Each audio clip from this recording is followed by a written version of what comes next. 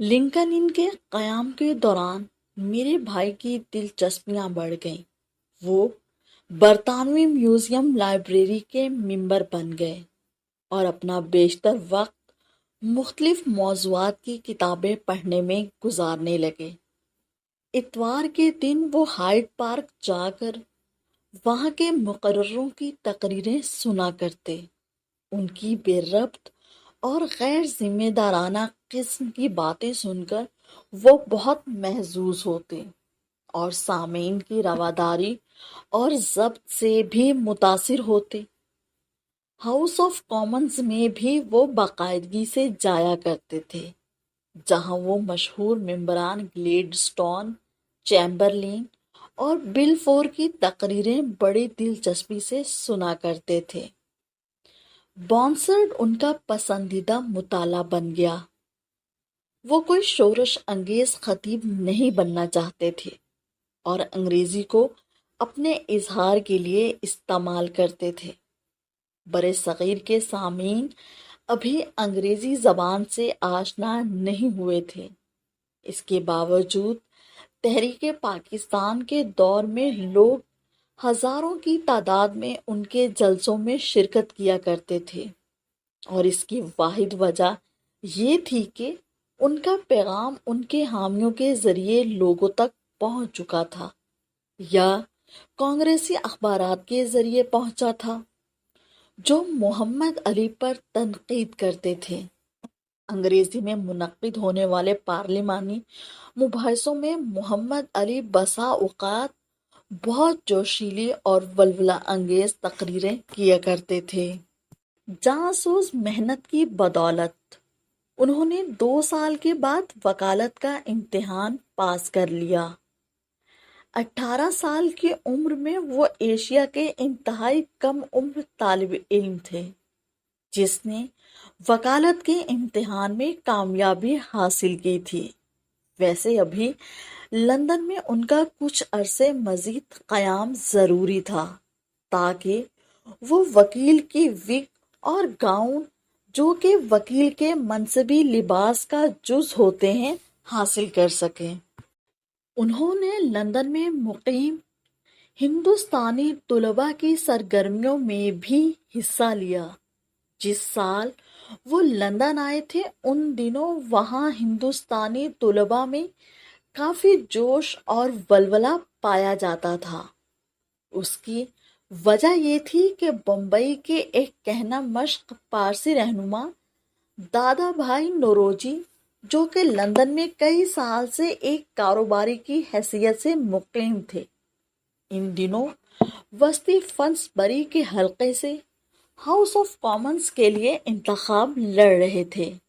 نوروجی اس قسم کی کوشش میں پہلے ہندوستانی تھے، چنانچہ ہندوستانی طلباء نے پورے جوش و خروش سے ان کے انتخاب کی کوششیں کی۔ محمد علی نے بھی تندہی سے اس انتخاب میں حصہ لیا اور دادا بھائی نوروجی کامیاب ہو گئے۔ ان انتخابی ایام کا ذکر کرتے ہوئے میرے بھائی نے مجھے بتایا کہ مجھے معلوم ہوا کہ لارڈ سالسبری نے دادا بھائی نوروجی کو سیاہ فام کہہ کر پکارا تھا اور کہا تھا کہ بھلا کس طرح فنس بری کے لوگ ایسے آدمی کا چناؤ کر سکتے ہیں۔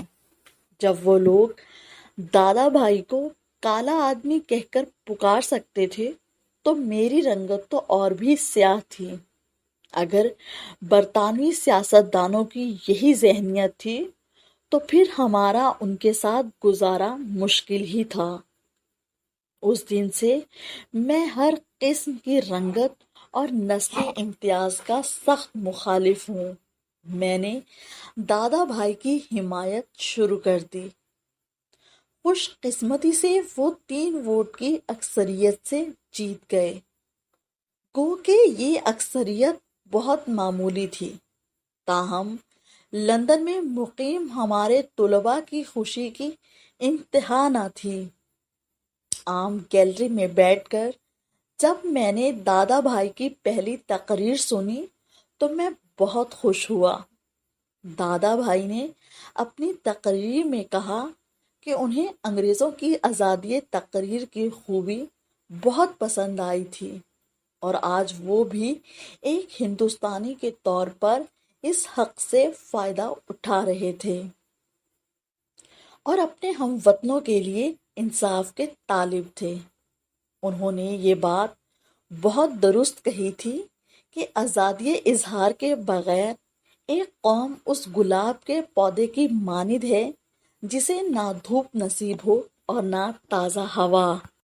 محمد علی کے دل میں دادا بھائی نوروزوں کے لیے عزت و احترام کا جذبہ بڑھتا چلا گیا۔ وہ اس ضعیف مگر باوقار شخص کے پرخلوص دوست رہے۔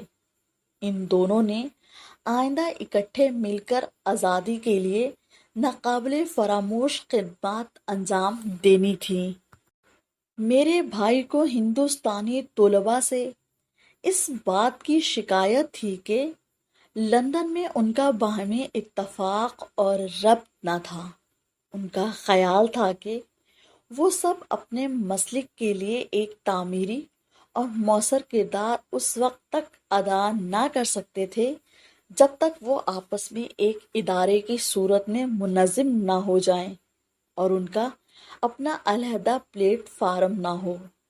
انہوں نے اس تصور کو پایہ تکمیل تک پہنچانے کی خاطر کئی طلباء سے ملاقاتیں کی، لیکن مجموعی طور پر اس منصوبے کی مخالفت کی گئی کیونکہ ان کے خیال میں یہ منصوبہ بہت بڑا اور کٹھن تھا اور اتنے نوجوان اور ناتجربہ کار شخص کے ہاتھوں کامیابی کی امیدیں نہ تھیں۔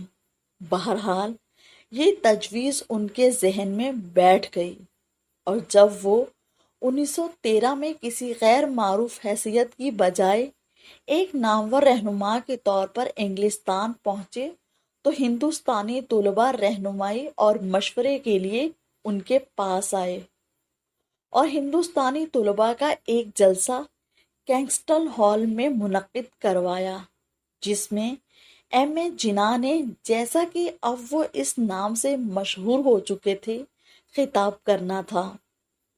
انہوں نے طلباء کو مشورہ دیا کہ وہ انگلستان اور ہندوستان کے سیاسی واقعات اور حالات کا باریک بینی سے جائزہ لیتے رہیں، لیکن ساتھ ہی خبردار کیا کہ جب تک وہ طالب علم ہیں سیاست میں کوئی عملی قدم اٹھانے سے انحراف کریں۔ انہوں نے متحد اور منظم سرگرمیوں پر زور دیا، جس کے نتیجے میں لندن میں ہندوستانی طلباء کا مرکزی ادارہ معرض وجود میں آیا۔